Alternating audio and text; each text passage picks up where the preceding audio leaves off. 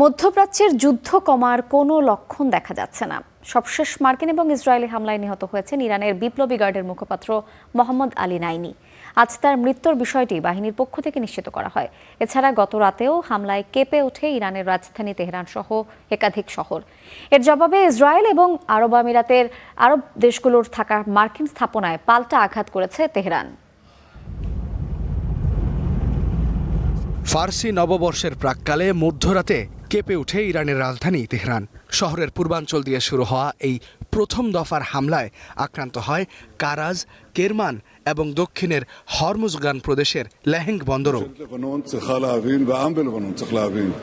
হামলার বিষয়টি নিশ্চিত করেছে ইসরায়েলি বাহিনীও। তবে ইরানের কোন লক্ষ্যবস্তুতে ঠিক কী পরিমাণে ক্ষয়ক্ষতি হয়েছে সেই বিষয়ে তথ্য এখনও পাওয়া যায়নি।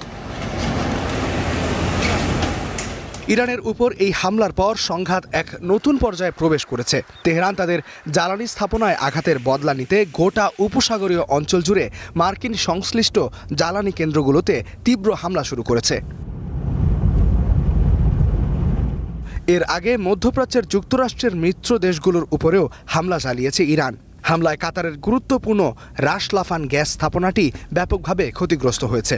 এর ফলে দেশটির তরলীকৃত প্রাকৃতিক গ্যাস রপ্তানি ক্ষমতা 17% হ্রাস পেয়েছে, যা বৈশ্বিক গ্যাস বাজারের পূর্বাভাস বদলে দিয়েছে।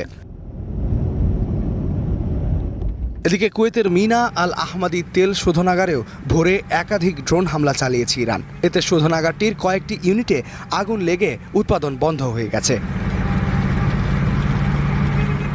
সংযুক্ত আরব আমিরাতে জ্বালানি স্থাপনা লক্ষ্য করে চালানো হামলায় আমিরাতও তাদের হাসবান গ্যাস স্থাপনা বন্ধ করতে বাধ্য হয়েছে। জর্ডান ও বাহরাইনেও বেজে উঠেছে সতর্কতামূলক সাইরেন।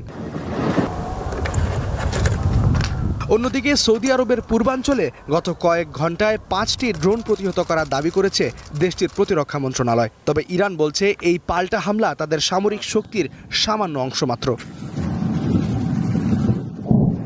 যুদ্ধের এমন পরিস্থিতিতে ইরানের পররাষ্ট্রমন্ত্রী আব্বাস আরাকচি হুঁশিয়ারি দিয়ে বলেছেন, ইসরায়েল যদি তাদের সাউথ পার্স গ্যাস ক্ষেত্রে পুনরায় হামলা চালায় তবে আঞ্চলিক জ্বালানি অবকাঠামোতে তারা চূড়ান্ত আঘাত হানবে। ইস্তিহাদুল মাহমুদ, স্টার নিউজ।